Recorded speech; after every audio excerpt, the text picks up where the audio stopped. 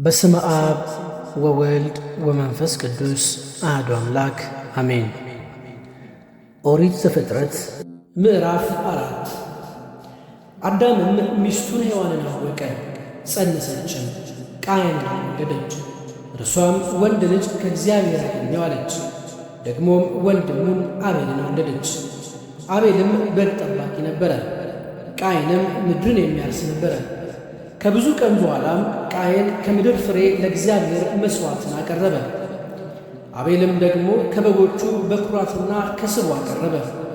እግዚአብሔርም ወደ አቤልና ወደ መሥዋዕቱ ተመለከተ፣ ወደ ቃየንና ወደ መሥዋዕቱ ግን አልተመለከተም።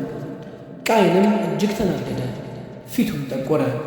እግዚአብሔርም ቃየንን አለው፣ ለምን ተናደደ? ለምንስ ፊት ጠቆረ? መልካም ብታደርግ ፊትህ የሚያበራ አይደለምን?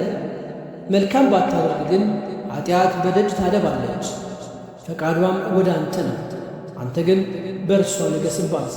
ቃየንም ወንድሙን አቤልን ና ወደ ሜዳ እንሂድ አለው።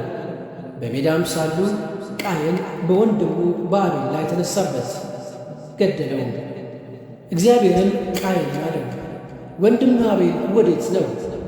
እርሱም አለ፣ አላውቅም፣ የወንድሜ ጠባቂው እኔ ነኝን አለውም። ምን አደረግህ?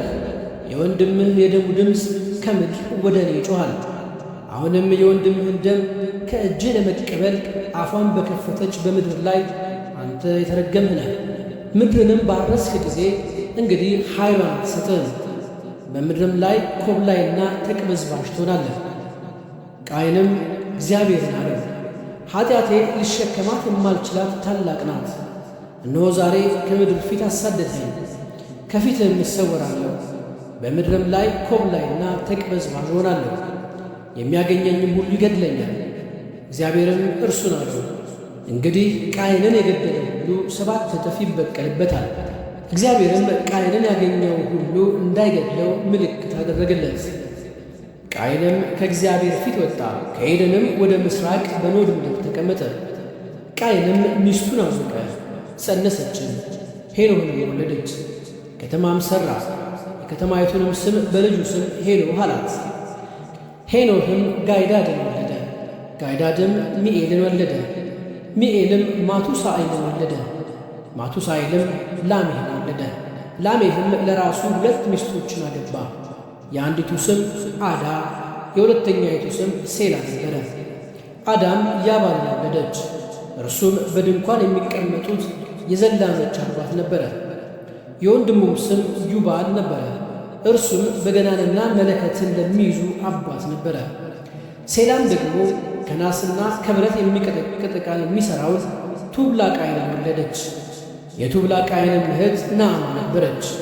ላሜሕም ለሚስቶቹ ለዓዳና ለሴላ አላቸው፣ እናንት የላሜሕ ሚስቶች ቃሌን ስሙ፣ ነገሬንም አድምጡ። እኔ ጎልማሳውን ለቁስሌ ብላቴናውንም ለመወጋቴ ገድየዋለሁና ቃየንን 7 እጥፍ ይበቀሉታል፣ ላሜሕን ግን 77 እጥፍ። አዳም ደግሞ ሚስቱን አወቀ፣ ወንድ ልጅንም ወለደች። ስሙንም ቃየን በገደለው በአቤል ፈንታ እግዚአብሔር ሌላ ዘር ተክቶልኛል ስትል ሴት አለችው። ለሴት ደግሞ ወንድ ልጅ ተወለደለት፣ ስሙንም ሄኖስ አለው። በዚያን ጊዜም በእግዚአብሔር ስም መጠራት ተጀመረ።